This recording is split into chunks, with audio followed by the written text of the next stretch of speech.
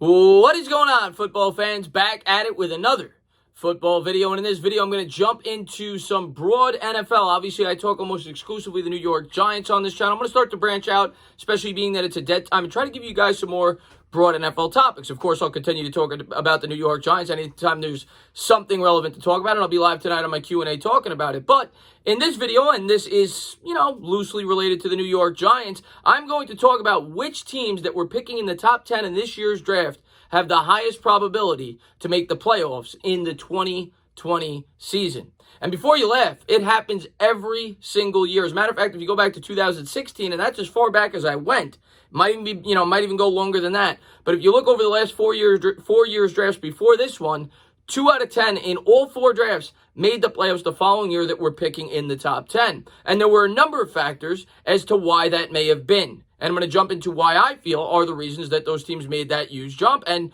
one of the biggest reasons why we love the NFL is because of parity. More so than any other sport, every year there's a chance for almost any team in the league. Now, there's definitely obviously a higher probability for the team like the Patriots historically over the last 20 years, or, a team like the Steelers, than a team like the Browns or the Bengals.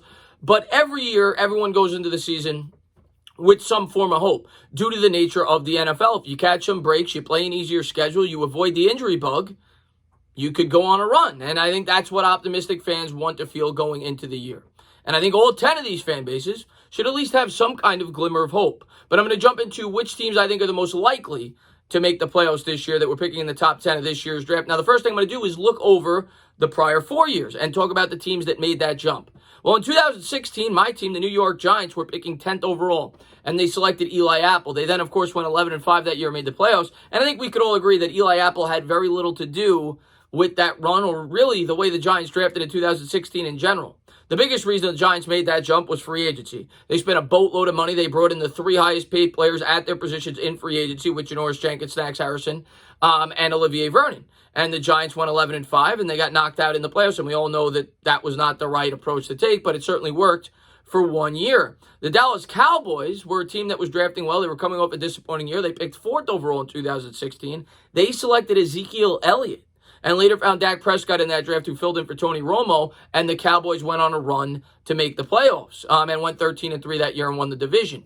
2017, you had the Jacksonville Jaguars and Carolina Panthers. The Jaguars went all the way to the AFC title game, and they were picking 4th overall that year. And I think they went 10-6 in the regular season. The Carolina Panthers jumped to 11-5 that year after selecting Christian McCaffrey. I think it was 8th or 9th overall. And what's interesting to me with the last 3 teams I've mentioned, and the Giants don't really count because, like I said, the draft really didn't impact that team. So really, all 3 teams that I just mentioned, the Cowboys, the Jaguars, the Panthers, all 3 of them drafted a running back early in the draft. And why would that be a factor? Well, at least in my opinion, a running back has more of an immediate impact than almost any other position on a team. Now, by no means am I saying it's the most important, but running backs, usually their best years are at the beginning of their career. We talk about it all the time. It's why people say that they don't necessarily want to keep Saquon Barkley after his rookie contract, even though I, constantly, debate that. But running backs have an immediate impact. Edge rushers and running backs are probably the 2 positions that have an immediate impact on a football team. And all 3 of those teams took a running back in the first 10 picks those years. Now, of course, the Jaguars had an emerging defense. The same could be said for the Cowboys, and the Cowboys had a very strong offensive line. And as far as the Panthers go, they had a quarterback coming back from injury with Cam Newton. He had a down year the year before, and you're going to see that as a common trend as we go along. In 2018, you had the Chicago Bears. The Chicago Bears, much like the New York Giants, made most of their damage in the offseason. They traded for Khalil Mack, which, of course, had a huge impact for that defense. As far as the Indianapolis Colts, they traded down from 3 to 6. They got Quentin Nelson. They also got Leonard in the second round, which was a huge impact for the defense. But the biggest contributing factor was they had Andrew Luck returning, much like Cam Newton with the Carolina Panthers. So they had a hurt quarterback. And then in 2019, the same could be said for the San Francisco 49ers. As much as, Bosa had a lot to do with it, was a great pick there by the Niners. And, of course, Dee Ford was a nice free agent acquisition. They had Jimmy Garoppolo hurt the year before. Garoppolo went 4-0 in his first 4 starts as a Niner. He went down the next season. The Niners finished with the second pick, due in large part because of that. They had him returning, much like the Colts did with Luck, much like the Panthers did with Newton. So I think those were huge factors for each individual team as to why they made the playoffs. Some because they drafted guys that were immediate impact guys, And some teams had quarterback injuries or they had ready-made teams and guys stepped in and filled the roles that needed to be filled. But some of them were due to more off-season acquisitions and some of them were due more to do with the draft or returning quarterback. So those were the factors that I found between all the teams. And the Buffalo Bills were the other team last year who selected Ed Oliver 9th overall and already had a pretty strong defense. And were in the playoffs just a year before. So when I look at that and I look at the 10 teams in this year's draft, the first thing I'm going to look at is who drafted rookie quarterbacks. And the 10 teams that we have are the Bengals, the Redskins, the Lions, the Giants, the Dolphins, the Chargers, the Panthers, the Cardinals, the Jaguars, and the Browns. And I think obviously some teams are much more likely than others to go in the playoff run. And I'm sure most people probably agree on the top team. But the first thing I'm going to get out of the way is the rookie quarterback. Since 1983, nearly 40 years, and I'm not just talking top quarterbacks picked in the top 10, any rookie quarterback. Since 1983, only 13 rookie quarterbacks have gone to the playoffs. So looking at that, and, two guys just off the top of my head, Russell Wilson, Dak Prescott, were late-round draft picks who went into ready-made situations. So the odds are not in the favor of teams like the Cincinnati Bengals, the Miami Dolphins, and the LA Chargers. Of those teams, the team that has the most likely scenario of making the playoffs, in my opinion, probably the Dolphins, as crazy as that sounds. I look at the Bengals. They play in the second hardest division in the sport, in my opinion, outside of the NFC West with the AFC North. You can make an argument that the Steelers or the Browns, whoever you think is the third best team in that division, is the third best team in a division in the entire NFL. So I don't really see the Bengals as being a likely team to go on that run, even if Burrow is great in his rookie year. I just think that their division is just way too challenging. As far as the Dolphins go, they're an interesting one because they're kind of a team like the Giants who went out and spent a boatload in free agency. They spent more so than anybody else. They definitely overachieved last year with a rookie head coach with Flores. Another thing you got to take into account, they have a completely new coaching staff over there outside of Flores. But they definitely brought in a lot of pieces in free agency, and they had 3 first-round draft picks. They took Tua, but the fact that they have a rookie quarterback, an injury-prone rookie quarterback at that, and we'll see if Fitzpatrick starts, I don't see them being the most likely team to make a jump. I still respect the Bills in that division, and I definitely still respect the Patriots, even though a lot of people seem to be writing them off. The Chargers have a very good defense. Most people could probably argue they have a top 5 defense in the league, but rookie quarterback to me spells disaster. It just does, and they have some weapons. They're a team that is a year removed of being a Super Bowl contender, and they were a Super Bowl contender or thought to be going into last year. But they had Phillip Rivers at quarterback. Now you have an inexperienced quarterback with Justin Herbert who will be learning the ropes. Now, if Herbert has that Griffin-like year, sure. Why not? Why can't they make the playoffs? But is it the most likely? Absolutely not. So now we'll jump into the other 7 teams who did not select a quarterback. I'll get the least likely teams out of the way. Jacksonville Jaguars are not making the playoffs. You can come back to this video and make fun of me if you're a Jaguars fan at the end of the year. If they do, they're not making the playoffs. They got rid of their entire defense. I don't believe in them. Minshew's a nice quarterback. Nice story. 6th-round draft pick, I think he was. And he had a strong rookie year.